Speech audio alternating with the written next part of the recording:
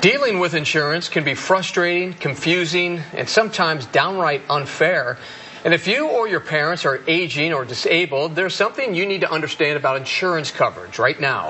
It is the part that covers medical equipment, anything from a walker to a power chair to a hospital bed. Stephen Cooper tells us what you need to know before setting foot in your doctor's office and where you can turn for help if you're denied.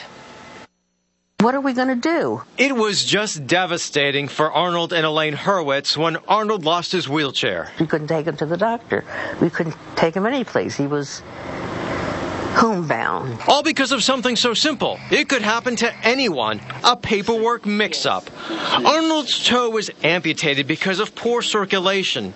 He got a wheelchair paid by Medicare but found he didn't need it and sent it back. Medicare, which only pays for one wheelchair every 5 years, had no record of the return. So when Arnold's disease forced the amputation of both his legs, Medicare wouldn't pay for a second chair. It was just a mess. The bills kept piling up with no money left to get a new wheelchair.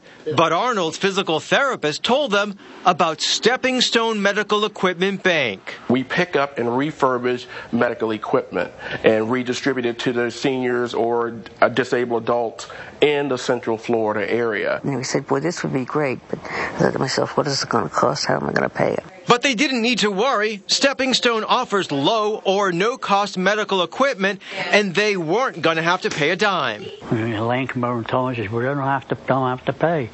Just a battery. I said, what, are you crazy? I mean, who does that nowadays?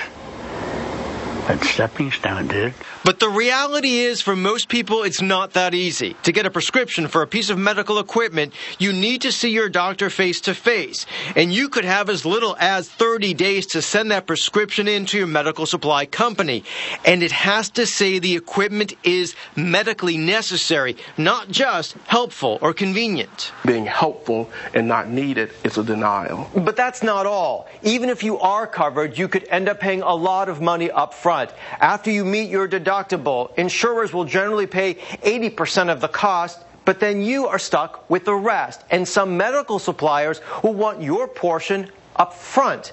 And insurance companies may ask you to pay the full cost initially and then wait for a reimbursement. The majority of the people don't have $10, much less $1,200 to $1,300. And that's why Stepping Stone says it does what it does. And for Elaine and Arnold, it made all the difference. He can get up and go to the bathroom.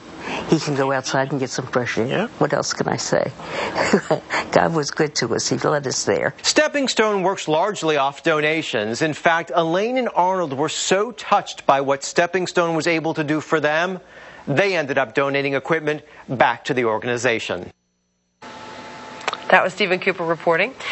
You can help, too, if you want. We have all the information posted up for you on our website. Go to clickorlando.com. You'll find it under Top